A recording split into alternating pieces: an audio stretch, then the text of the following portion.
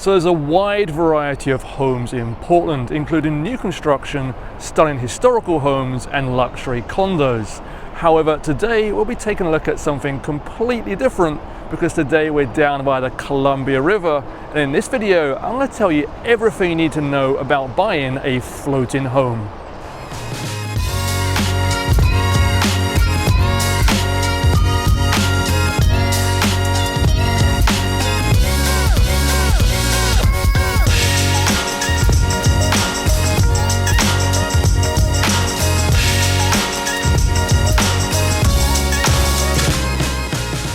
Hello, I'm David Backholer and I'm a real estate broker based here in Portland, Oregon. Now the goal of my channel is to help you decide where to live in the Portland metro area, as well as what type of home is right for you. So today I wanted to show you something a little different to the norm.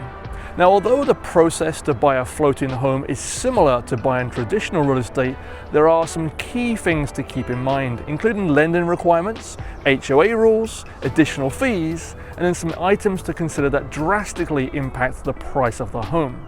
So in this video, I'm going to tell you everything you need to know when buying a floating home, and then we'll conduct a property tour of one of these houses right behind me so you can get an understanding if owning a floating home is right for you or not. Okay, so let's start with talking about what impacts the value of a floating home. Now, if you've already been browsing floating homes online, you've probably seen a really wide variance in prices, and there's several reasons for this. One is the condition of the float. Two is if the seller owns or rents the slip. Three is the location and which direction the home is facing. And then four is, of course, the quality and general condition of the home. Okay, so one of the most critical items to be aware of when buying a floating home is the condition of the float. And these floats are rated between 1 and 5, with 5 being the highest and 1 being the lowest. Now, banks and other lenders will want to know the condition of the float before agreeing to finance a mortgage. If the float rating is too low, then most lenders will not want to provide financing.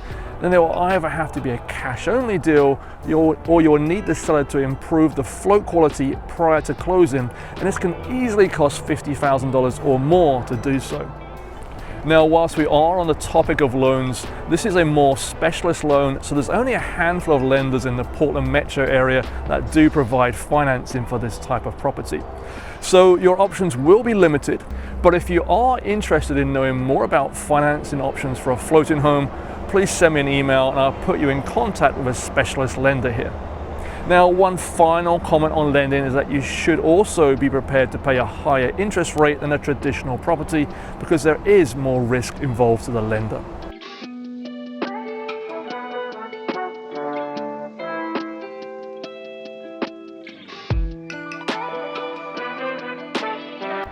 So moving on, another item that will have a significant impact on the price of a floating home is if the seller owns or rents the slip. If the seller owns the slip, then that could add another $100,000 to $200,000 or even more in value to the property. However, if they don't own a slip, then there will also be a monthly slip rental fee to pay. Now, this monthly slip rental is a different fee than the HOA fee, and HOA fees are going to be additional costs for you to think about. Think of these as costs that cover common areas, perhaps parking, which I'll show you a little bit later, and then in many cases HOA will also cover water, sewage and garbage.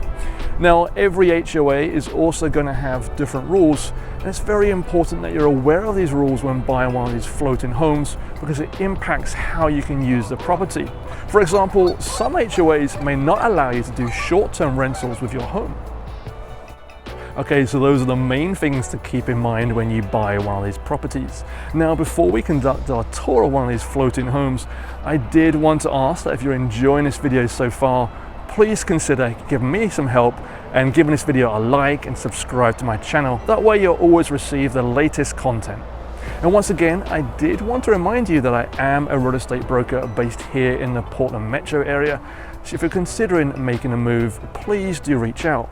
All of my contact details are down below, and you'll also find a link where you can schedule a Zoom call with me. So just before we conduct the tour, I firstly want to show you where on the map that this property is located, then also point out on the map where there's some other floating homes across the Portland metro area. Okay, so let's dive into the map. I'm going to show you where there's several different areas in Portland where there's floating homes. Firstly, when you see the map, you'll see to the north of Portland you have the Columbia River, and then straight through the middle of Portland you have the Willamette River, and on both of these rivers there are floating home options. So where I was standing, in fact let's go to our satellite view, where I was standing was east of the Portland International Airport, so PDX Airport, and it was right here. I'll be touring this one here with the green roof, so it has fantastic views pointing west on the river. You'll see there's several more floating home options just east of there, and then you've got more along here as well. And then also, this is Hayden Island right here. And you'll see there's a lot along Hayden Island. So all along here, to the west of that, you've got this one. And you've got a lot more along here. So there are a lot of options on the Columbia River. And then there are more further north. So Salvie Island, you've kind of got this little channel along here. And you'll see there's some additional ones in here as well. But probably the most desirable location, and it's going to be one of the smaller locations, but the most desirable location, sorry, let me go a little slower, is southeast Portland, Selwood Moreland area. Selwood Moreland is a very desirable location, so you can see on the map, just says Selwood Moreland there. And then you can see there's also a lot of houses here. Now again, this is a smaller selection, but this will be the most desirable because of the location. Selwood Moreland's got some great restaurants, got some nice parks. You're going to be in close proximity to downtown Portland, so you can comfortably live on one of these boats all year round, or floating homes all year round, and still work in the city and have a normal city life with restaurants and great amenities and facilities on your doorstep. Okay, let's go back into the home tour now. So the property we're going to see is a 3-bedroom, 2.5 bathroom home, and it's fairly large at 2,261 square feet.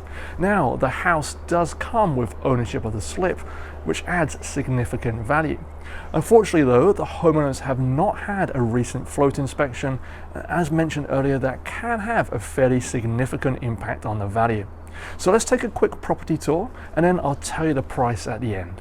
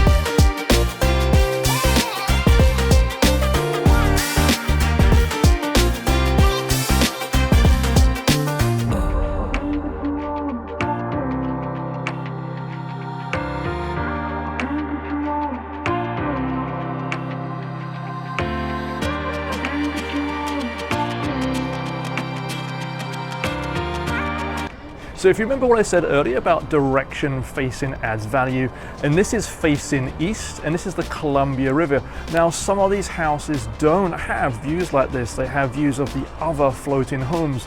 So to have an unobstructed view of the river here adds significant value.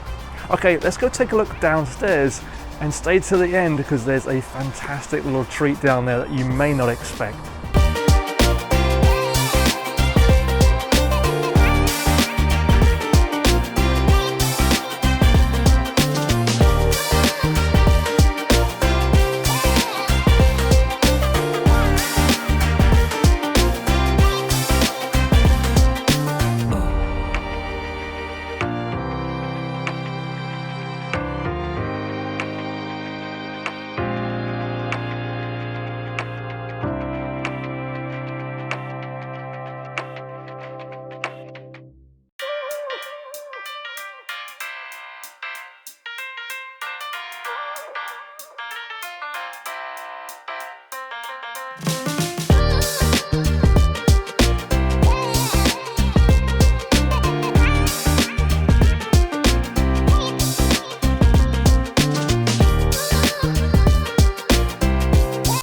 Okay, so this was a really pleasant surprise to see at the end of this tour. Having this boat here right behind me, and it's an electronic ramp, and then you've got the garage doors there right there that gets you straight onto the river. In fact, you can see the water line right behind me down here. So you can be on the river, you can be fishing, you can be just enjoying yourself. This house also has some kayaks here as well. What a fantastic property. Okay, so overall, I think this is a great example of what a floating river home can be. It's in a lovely location, has some fantastic views, and to have unobstructed views like this definitely adds value. And then that large boat garage with a lift is a fantastic option too.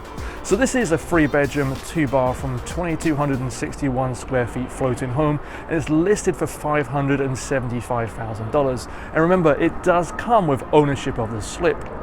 Now there's also an HOA that covers several utilities, including trash and water, and this is approximate cost of $400 a month.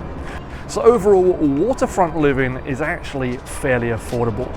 So hopefully that's given you a great overview on what life could be like if you bought a floating home. Please do subscribe to my channel for more content like this, and do reach out to me if I can help you with your dream move here. Thanks for watching, and I'll see you again in the next video.